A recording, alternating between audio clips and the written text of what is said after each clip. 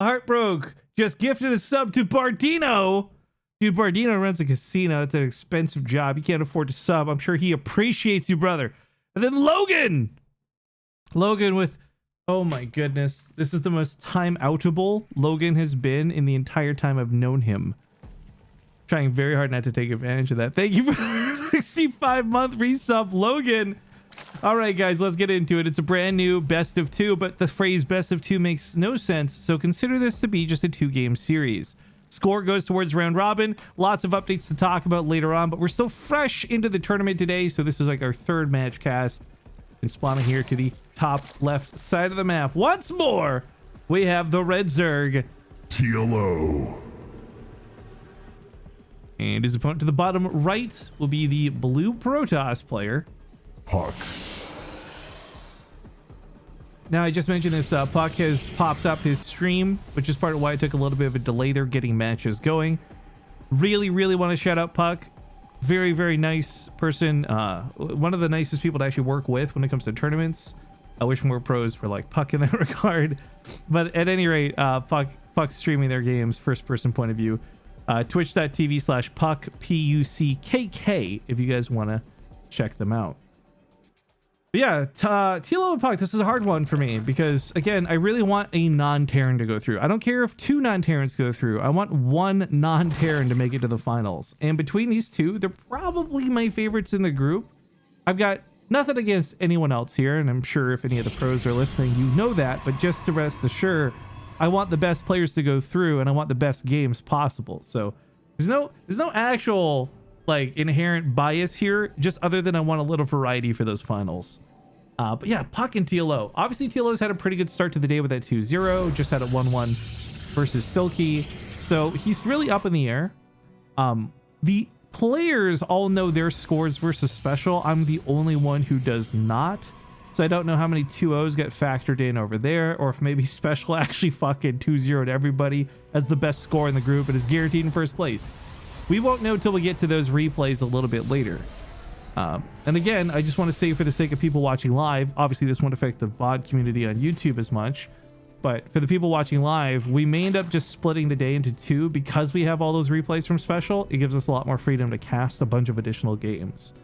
But as I said, for tonight, this was not the ideal reschedule, but was the only day that worked for everybody, and I already have a 3 a.m. cast I've been committed to since last month. So again, if we end up cutting any matches out of tonight's live show, I will, with the special replays, try and get them together and host those on another day.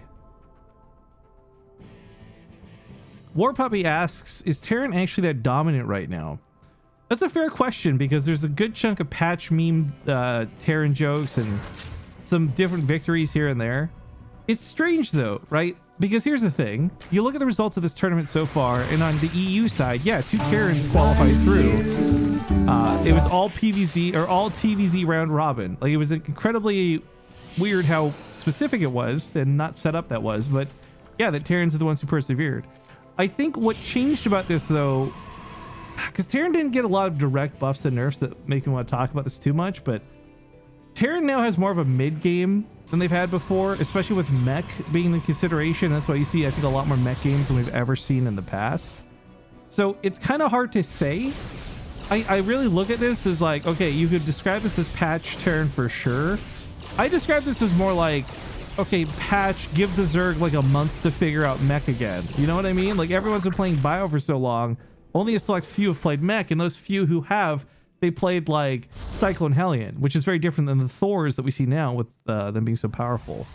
So I don't know. It's a very difficult question to answer. I think Terran's dominant at the moment, but I couldn't really say that they're that dominant right now, because I think at the end of the day, the best players are still going to persevere, right? Like, if you put a bunch of average players together, sure, you might see Terran come out a little bit ahead. But if you put Cyril and Neeb and Zest in consideration, suddenly all those expectations go out the window. So realistically, at the end of the day, it still comes down to who's the best player. But yeah, we're definitely seeing a lot more Terran representation than we've seen through like all of 2019. And it's just, there's so many factors that go into that beyond just the fact that it's Terran. So a very long answer, which I'm sure was a not desirable answer either. But those are my thoughts on the situation. Layers coming up here pretty quick out of TLO, actually. 5-minute layer's not the fastest thing I've ever seen, but it's going to be up here nice and quick. If he wants to go into something like Mutas, totally viable to do, but TLO already knows Puck's gone for the Stargate opener. He really wants that pylon, by the way, and Puck really doesn't want to give it to him. It's been a lot of commitment to kill that pylon. Super duper annoying. Puck right now, by the way, this is not just like, haha, get the pylon alive, hilarious. He would be supply blocked if this pylon died.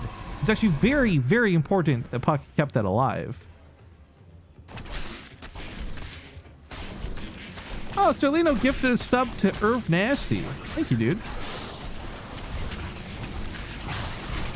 Alright, cleans up that front wall. Sentry's on the wrong side of the wall. They burn most of their force fields. Oracle's gonna be brought in to be back up. Oh my god, Puck's force fields are insane! Did he save all the sentries? He did. Not a single one died there.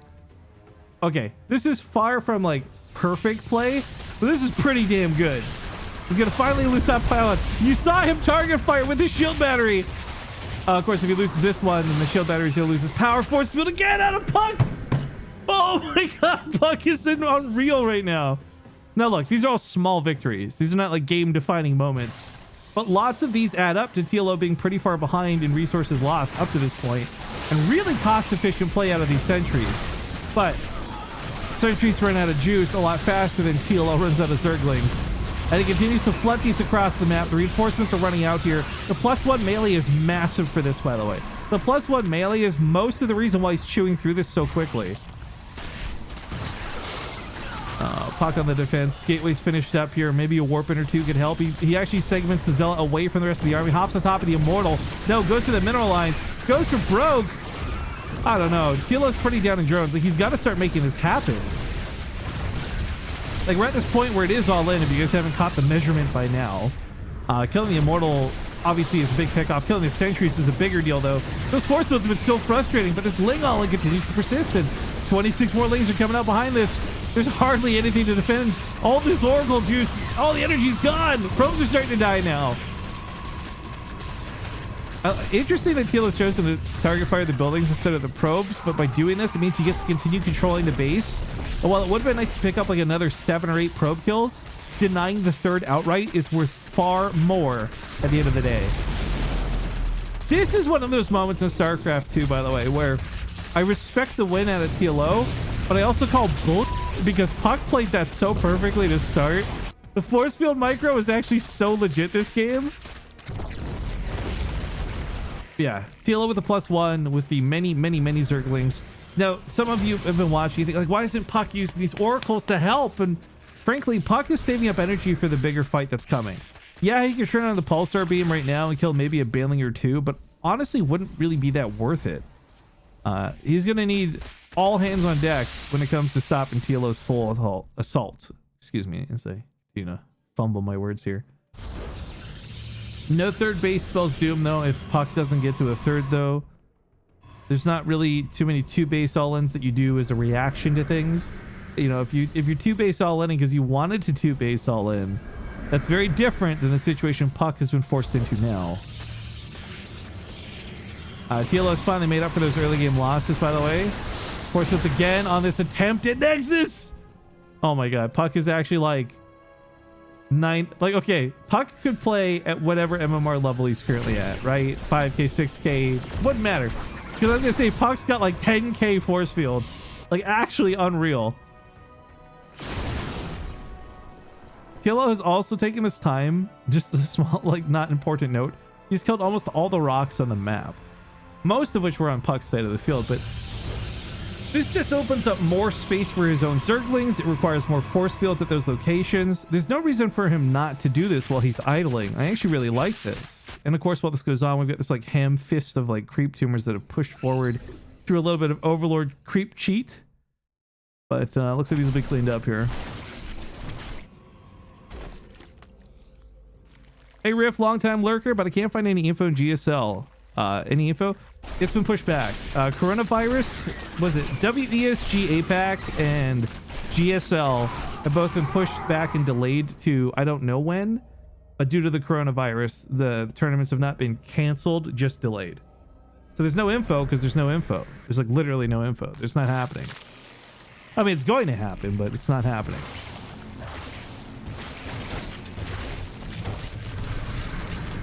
Artosis said March. There you go. Go off of that for now then. Yeah, we don't have any info about anything, guys. A lot of it's just kind of been, you know, like transitioning over to ESL plus this delay. A lot of people have had these questions.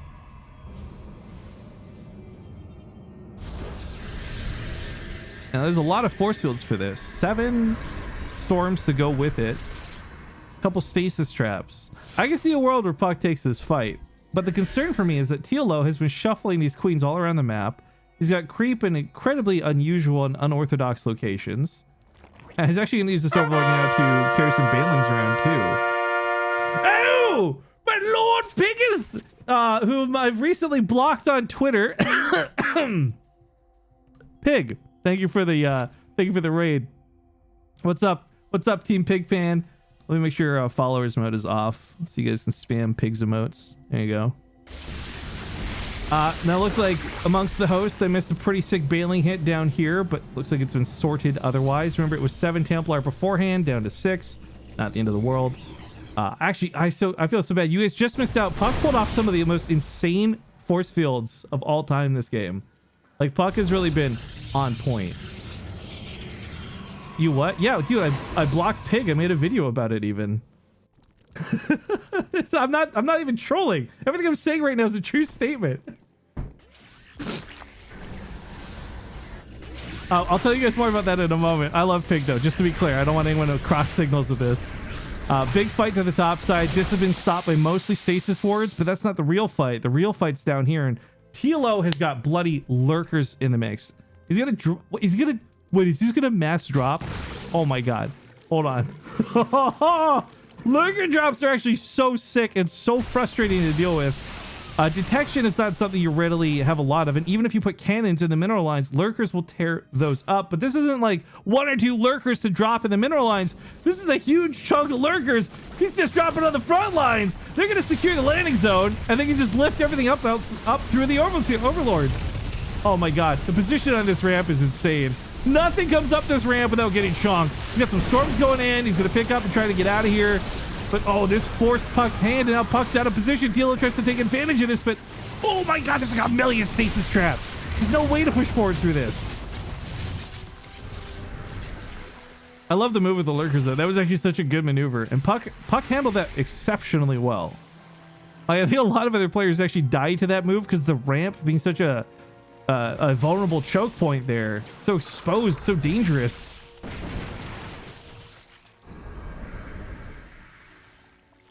Is TLO getting better? Dude, I think TLO is always better every time we see him.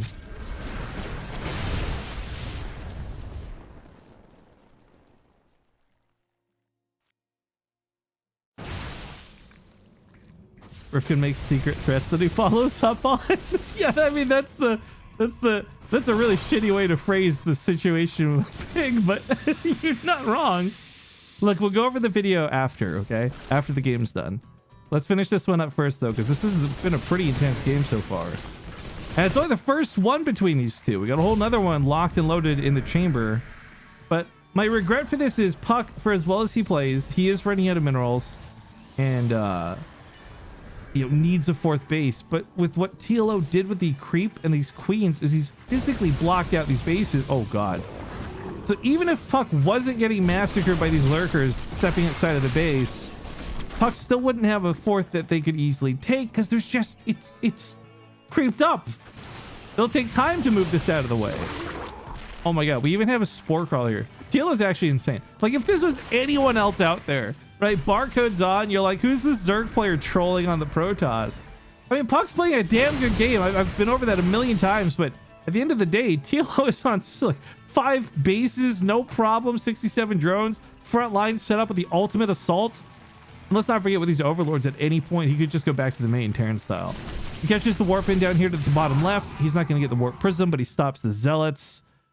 My god. This creep spread, by the way, this is some like middle out compression shit. He went from the other side of the map and spread backwards, and forwards at the same time. So he's got creep spreading not just back towards his own base, but also further towards Puck's side of the map. And I mean, at this point, the amount of creep tumors on the field is kind of comical. 110. Oh my god. Not sure if the abduct there was worth it, but takes out a Templar, so hey, there's that. Disruptors are how I think Puck starts getting back into this game, but it is, I fear, maybe too little too late.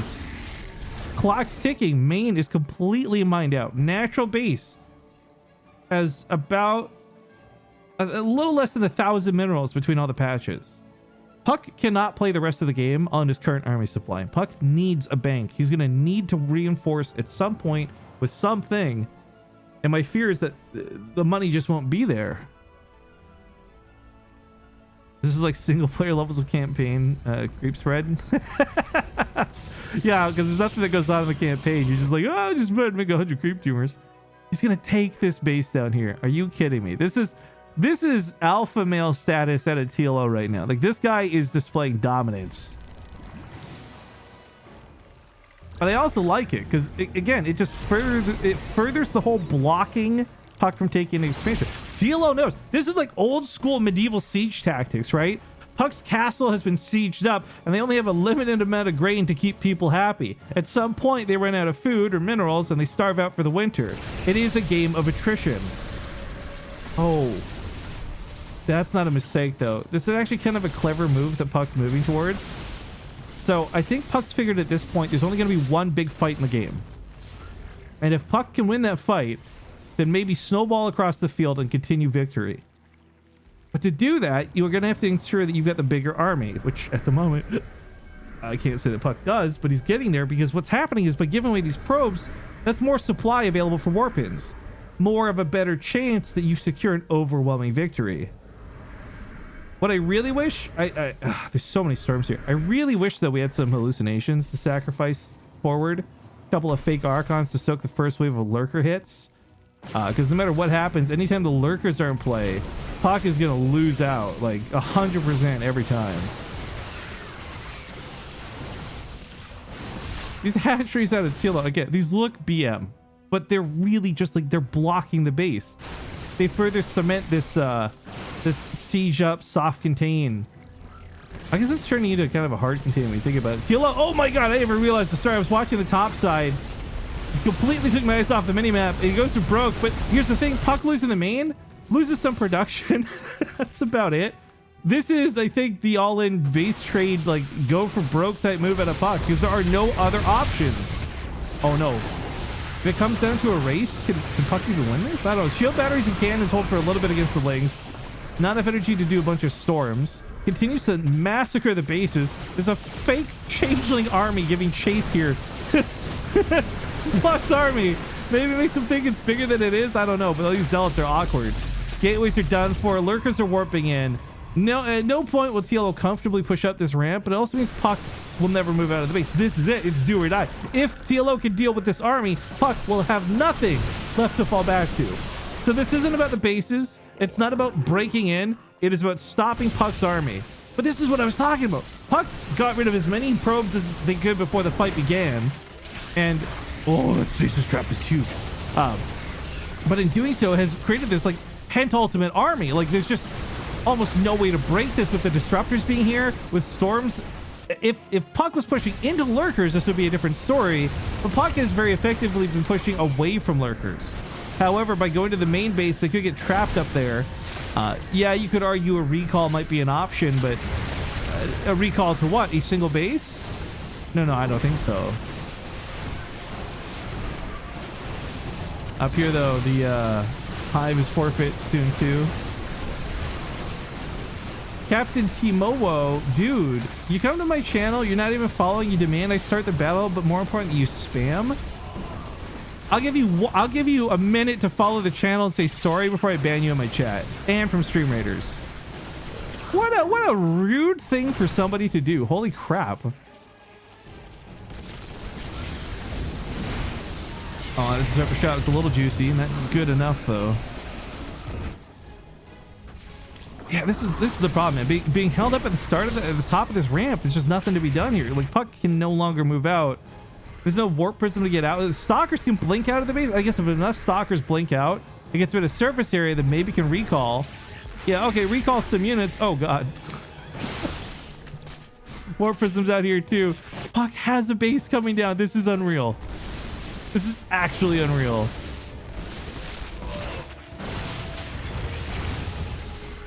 Like, I cannot begin to properly describe how much of a YOLO move Puck made this game. But TLO forced him into this, like, unwinnable position, yet Puck has somehow made this game a little bit more even than it should. Now, we should, again, go over. TLO's got many bases on the map. He's retained very few workers, but has a really big army still standing. And things like abducts are guaranteed kills. It's 3-3-3, by the way. Like, TLO is fully maxed out on upgrades. Puck's got a lot of storms, though.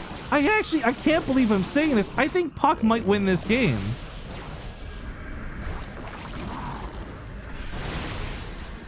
Someone new joined the stream and you threatened to ban them instead of welcoming. What a rude streamer. Yeah, bye, loser.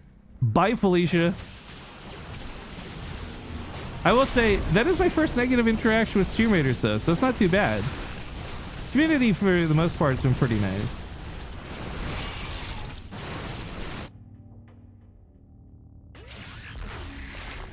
Diesel, don't start this into a copy pass. I'm gonna have to deal with this all night. More revelation. Oh man, between the stasis traps and the revelations, the force fields early on in this game, I am not underestimating this statement when I say this might be the best game I've ever seen Puck play. Like, Puck has just actually nailed it in all counts. Decision making, scouting. Oh yeah, Strong went to go for a hatchery. He got blocked out by the Nexus. How unfortunate. But the game's not over yet, and realistically, with this many lurkers in play, it's very likely Puck throws this game away. But I mean, TLO's got seismic spines, he's got adaptive talons. There's very few fights TLO gets a direct engagement with the lurkers on and loses. So I think on paper TLO still wins this game, but right now I think decision making is a lot more in Puck's court. Like, he just has more options. Puck is the playmaker for this game.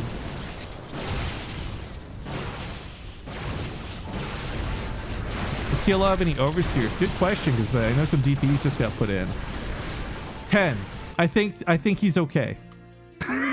He's got 10 overseers. They're all just in surveillance mode, which is a little awkward. Saves them the headache of an F2 though. Blinding clouds for the Vipers as they start going down here. Army got a little ahead of the lurkers, but the lurkers already got the lurkers already did the most important thing they could in this game. They denied this base. Puck's only road to salvation, were he to lose anything here, was getting some money to do so. But Puck's income is at a full-on dead stop. There's no money coming in anymore whatsoever. Anything Puck loses does not get replaced. This is why I think not only the Vipers, but these lurkers are huge. It's just gonna be more cost efficient for TLO at every turn. The exception may be being disruptors, but there's not enough disruptors to continuously fire. If Puck had like 5 or 6 disruptors, this would be a very different game. Oh my god, the leapfrog out of these lurkers. Like, they're burrowing, and Storm normally isn't that good, but if he keeps doing that, he'll lose them to the Storm. Indy pointing out losing the Viper is huge. That's true. I forgot the Hive got picked off. So there's no remaking the Vipers. That's a bit of a pain. If the Vipers take care of the Immortals or the Disruptors, or hell, both in best case scenario, then the Lurkers just have that much more power. But Broodlings are going to spawn over here. They look hilarious. They don't really accomplish much. They strip some shields from the Stalkers, I guess. When it comes down to it, though, I just feel like there's no situation that I can see where TLO loses the fight with these lurkers, right? Like, this is, again, I think it's Puck's game to throw away after that big move, but when he couldn't get the finishing blow, yeah, TLO's now way too fortified. He just lost all the Stalkers in one fell swoop. There's no money coming in whatsoever. TLO's actually long distance mining from Puck's third. My god, man. Here's the thing, TLO is all about positivity. He's super nice. This is like the rudest thing TLO could do. This is just straight up the rudest thing TLO could do. Puck can't even, he's not even long distance in his own base. That Dark Shrine looks hella pretty, by the way. Oh my god.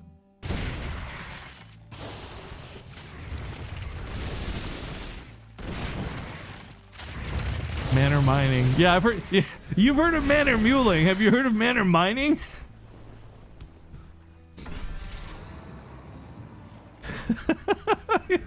I can't believe this game, guys. Just straight up, I can't believe this game. Oh, disruptor shots go in. Regrettably, not much. This is one of those games where there's so many cool highlight moments for both players.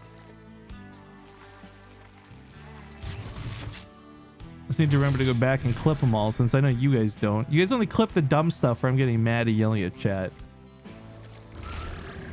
I see some people ask about TLO in the chat. Let me lay out some facts for you all. TLO is in fact German. You guys should know this. He's like a historically famous player in Starcraft, but he does live in Canada now. I don't know if he's like got citizenship. I don't think so, but he's married to a very, very fine Canadian lady. He's been here for a long time. He's been living here full time. Like, this isn't like, okay, TLO's here to pick up a couple of bucks for an NA tournament. TLO's been full-time NA for a while.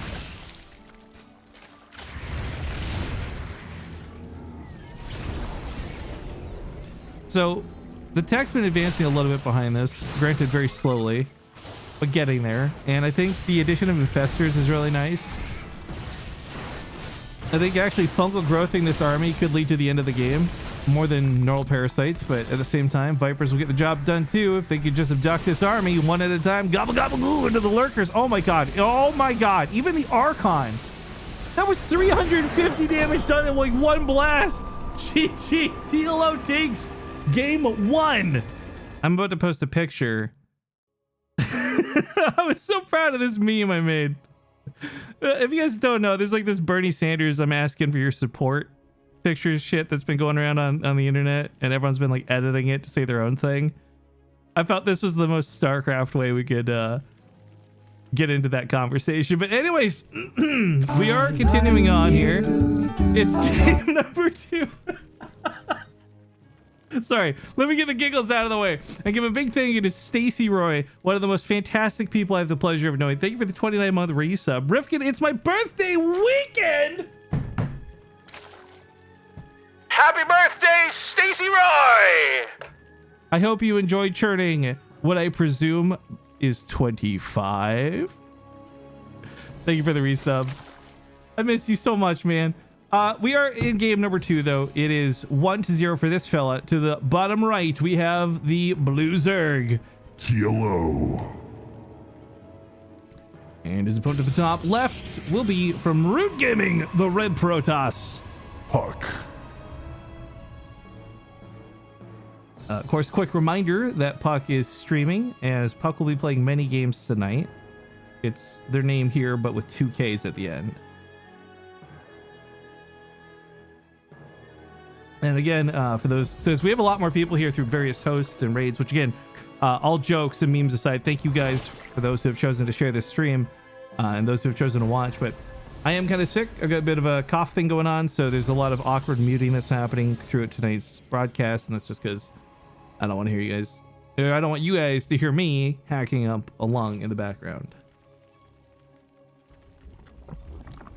I'm not gonna lie, the new voice change thing's awesome, and it's got me really hyped. Hell yeah, Hobo Jenkins. It's a mixed bag. Some people really hate it. I think it's fun. I just like changing it up. You know, the monotony of speaking normally can sometimes be really made fun and accented well by adding in just an odd effect like that, right? I don't know. It's great. I like it. I will say though, I need to get new material. I've been using the same jokes, like not just for stream, but amongst my friends too. Like the amount of times I've been like paging someone to the principal's office. Please report to the principal's office. Thank you. Or like clean up on aisle 5 jokes. Like I'm gonna be honest, I'm even getting to the point where I'm like, really, dude, you gotta get new material.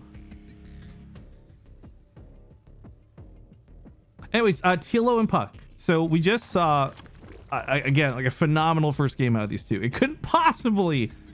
Game 2 couldn't possibly live up to what Game 1 was. That was exciting. It was fun. There was lots of cool micro tricks. Frankly, it had everything that I liked in StarCraft, minus the part where the Zerg won. I'm just kidding, of course.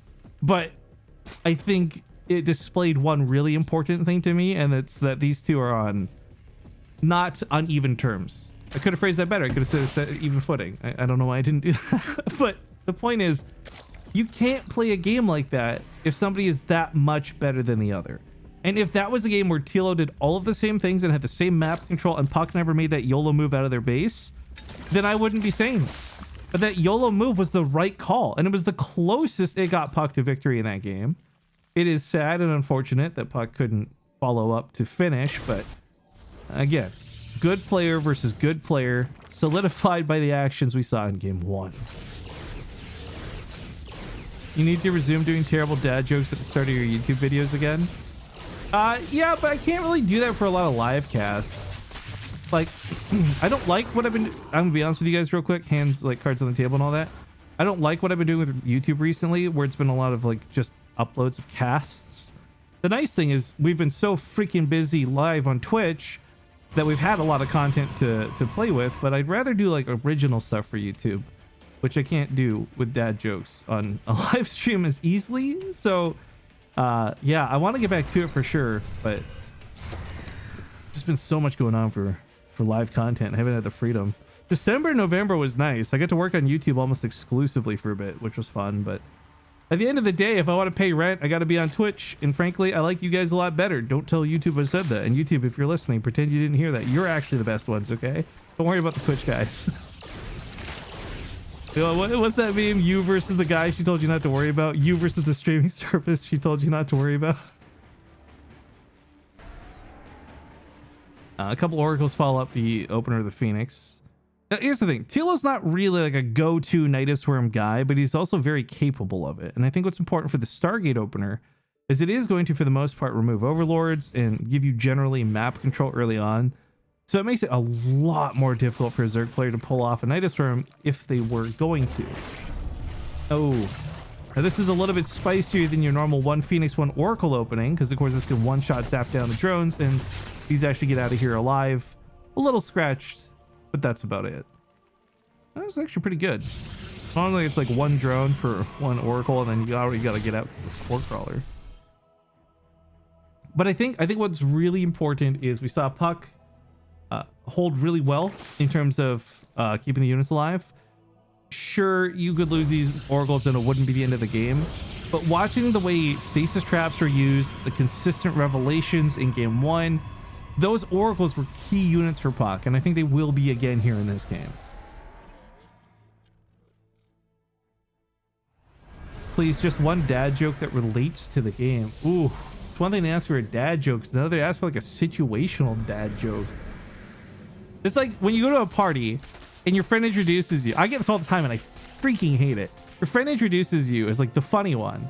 And then the immediate follow-up is, oh, tell a joke.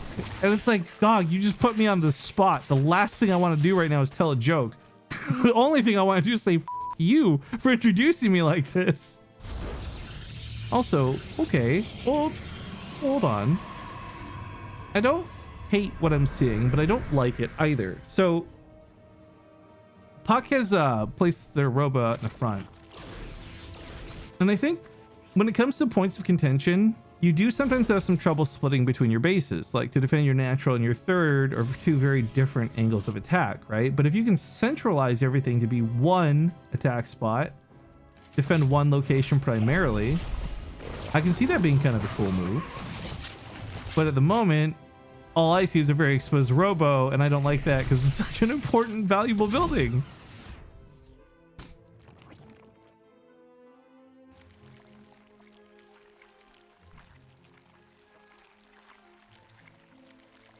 Did Rifkin just low-key brag that he gets introduced as the fun guy? Logic Soldier. You've been following the channel since 2016, and you can't spell my name right? Are you serious, dude?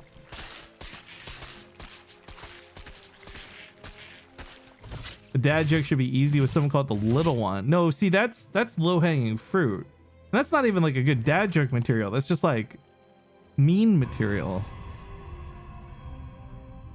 Grandpa. Okay, shut it down.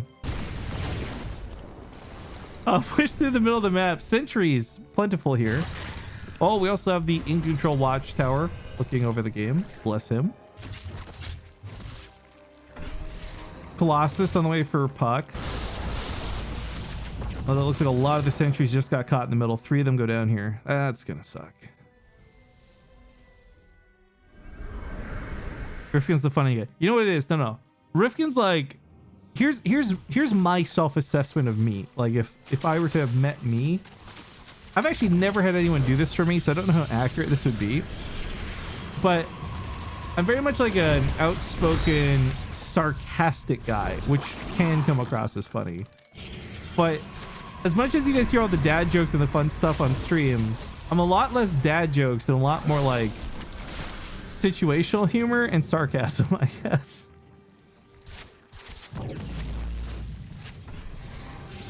Anyways, as far as this goes, the game continues to advance. We're on hive tech, so lurkers with tunneling claws, adaptive talons, same difference though, am I right? And seismic spines. Max upgrades basically coming from TLO once again. And this time Puck has very different tools to fight with, namely the 4th base. One of the only reasons that game was forcibly made, I guess, into an end game scenario was because Puck ran out of money. We locked into 3 bases. Having this 4th base up sounds like a funny little jab at the first game, but it's not. It's essential. Without a 4th base, there's no chance for Puck to survive an endless onslaught from things like lurkers and vipers constantly abducting. But okay, as much as it sucks to lose, like say a Colossus to an abduct, if you can rebuild it because you have the money for it, then it's not as painful.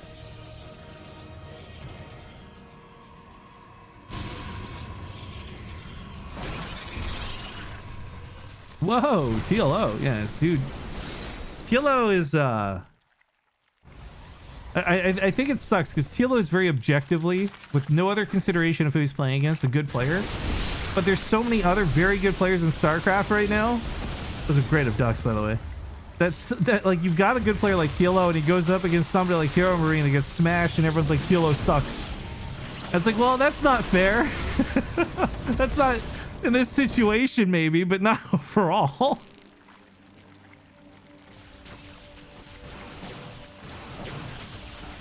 Overseer's pushed off out of this too. Now this is where the Vipers are really important. Yes, they can grab a unit and it's a grab and a kill most of the time. But as you witness there, it does break the disruptor shots. Same way Phoenix does when it lifts them up. So disruptors are made a lot less scary when this many Vipers are involved. In fact, it's just yoinking everything into the army. Doing it a little too much actually. TLO actually just threw that fight partially out of positioning, but while this goes on, of course, he's got other moves being executed. There's that exposed robo I talked about earlier. God, I'm so annoyed that this is a thing. But he's going to save it with a shield battery, so okay, it's not so bad. Or is he? Oh, it's out of juice. Roach gets it with its last breath. Second robo goes down too. Oh, okay, hold on. Oh, I was going to say, if you watched that shot, he really wanted to get the disruptor in there, but if he did, then not only would it kill the roaches, it would kill probes, as it did. All right, guys who came from the other streams, I love your faces. We're putting followers only mode back on here because I don't know what's going on with these spam bots tonight. I don't know where my mods are, and I can't tab out every 2 seconds to deal with this. So, yeah, if you're not following the channel, frankly, just do it. You should be anyways. Look, I'm a badass streamer. Fucking follow my channel, idiots. Or don't talk in it. Either way, there you go. No, again with the abducts here for TLO, everything's clumped up though. These storms are hitting big.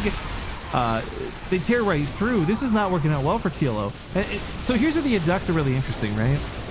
If you abduct into lurkers, it doesn't make a difference because of the splash damage element. But with things like Hydras and these roaches, they have to then split their DPS. So if you were to abduct, say, like just the Colossus, right? Then maybe there's enough auto attack damage to kill that just Colossus. But if you abduct 2 and have to split the damage between both of them, you don't have the damage to kill either of them anymore. And I think we're seeing a couple of examples of that happening. Again, with the lurkers, it primarily doesn't matter. But at the end of the day, I guess TLO's had more money, more bodies, more everything to throw at Puck. So even though these fights are not going perfectly for TLO, and even, I would argue, a little poorly, he's still got the upper hand in this game because his income and his base spread and his drone count for all this just so good. Even before, even now. This attack to the top side, that was a kill, not a cancel, by the way, so a big loss.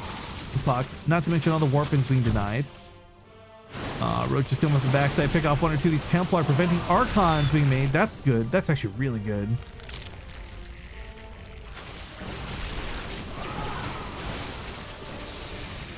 Follow my channel, idiot. Rifkin 2020. You betcha. That's the slogan. Subscribe or die. Fake overlords of the main. This works! He just baited out warpins. Oh, that's so cool. I love this because like TLO didn't make these just to do that with. Obviously, these are leftovers, and what a great way to get use out of them. Did this damage Puck? Not really, but it forced warpins to the wrong location, which means Puck really misread the situation. And I guarantee you, TLO, if he didn't have a cheeky little smile on his face when he saw those 4 zealots warped in, nothing would please that man. Oh, big pick off here. No, it's not gonna get the pylon in time. Still, though, trades out for a lot of these units. And while this goes on, of course, it drags everyone out of position. So the Roaches move in here on the right base. More warpins coming in, but the cannons have been pretty much dealt with. Huge recall going in, but if he recalls too much, then this army moves back in. I don't think Puck recalled too much, though. There's a lot of storms here, and this should hold. Good splits, though. That is... Okay, look, for all the things you'll ever hear me complain, sarcastic or otherwise, about Protoss, the one thing I always got to respect, no matter how balanced whiny I might be, is when a Protoss player splits their defenses appropriately. It's very difficult to make that decision without over or under committing. And if both sides collapse, it's game over. So TLO's keeping the pressure strong on 2 different fronts, but Puck's actually been handling this pretty well. Unfortunately, it looks like a lot of these Templar are just barely, they're like 10 energy, 5 energy shy of storms on some of these guys. No storms means no fight, no Archons means no defense. Immortal's trying to hold this back line with a Hydra's push up, but for every body that TLO claims here, he's got 2k minerals in the bank. Replacing this is not a difficult thing for him to do. And he's won this battle on the left side. Why did you call the middle of the map the In Control Tower? Because it's something they put in the game to immortalize In Control and Total Biscuit. The watchtowers can spawn with one of 3 skins. One has In Control's logo on it. One has the Axiom Total Biscuit / Axiom logo. And one's just a blank tower with no icons whatsoever. It's a cute little Easter egg they put in, and I really like it. So I think a really tasteful way to put those guys in the game, you know? I mean, they've already got voice packs, just like it's not like they're putting in the game. But anyways, that is so fucking cool. I agree. Top right base, TLO asserts his alpha dominance with a hatchery, but he also just blocks the base, which I think alone is worth the mineral cost. There are a lot of storms now. There weren't before. TLO's running a little bit low on units here. Where's his army at? Is it just all in production? I'm like sitting here watching. He's got like 117 supply. Where is it? It's a lot of lurkers, frankly. I didn't realize how much. I guess lurkers, it makes sense how supply heavy they are, but the density shocks me, I guess, a little bit. The In Control watchtower, by the way, makes so much more sense to me. Excuse me. Because if you guys remember that one Twitch Rivals event, the free-for-all, he became the Watcher in that one battle. So him being part of the watchtower crew, I think is actually good. All right, this is Puck really forcing out like a trade on this one. TLO, of course, takes the trade happily, I'd say. Mines everywhere. Looks like a good chunk of you guys do remember. Such a stupid game. All right, probes annihilated. Nexus falling. I mean, the Hive might die too, but I don't know that Vipers are as essential this time around. Vipers are really important to that last game. TLO just has more of everything this game. I think the only difference is TLO has less upgrades, really. Yeah, he's put Puck in a very similar situation. Puck has but 4 mineral patches at the natural and none in the main to work with. Reinforcements here out of Puck are kind of out of the equation. The TLO just has to turtle up, frankly. Yeah, oh, some lurkers up here too. I love the transfuses on this. That's so good. All right, Puck's gonna recall out, but it's like, what are you recalling to? There's no base to take. There's no mining going on. It's just, I guess, regrouping his forces. That's a lot of Templar, actually. Holy cow, I didn't realize Puck's on 12 Templar. Now, okay, let's assume every one of these storm once before they die. That's actually enough to take out this army. Would that be an effective way to do it? Oh, hell no. But I'm just saying, there's like a one-shot wonder element to this for Puck. If TLO didn't have a huge bank and like 3 bases still, I'd feel a little bit differently, but I think as cool as Puck's gonna get like a really good fight out of this. There's no question about that. But whether it's a fight that lets him win the game or not, we'll find out here soon. The Disruptor gets not even a shot off, actually. The Storm's here can keep softening this up. Storm's only like 70 damage. The Lurkers have like 200 HP. They can eat quite a bit of Storm damage. Oh, excuse me, 80. From 80 damage. But the point is, 70, 80 doesn't... The Lurkers have 200 HP. It will take 3 full Storms for TLO to lose Lurkers, which is unlikely to happen. Man, Stalkers are like the slowest things at killing bases ever. Holy cow. New Hive is going to go down. Everything's backed into a corner, though. TLO's got him right where he wants him. And with hardly any Storms left, that's where the Lurkers advance. Drones hold everything in position. It's a massacre. Oh, one yellow Disruptor shot, but GG's get called. TLO finishes strong with a 2-0. It puts another series on the board.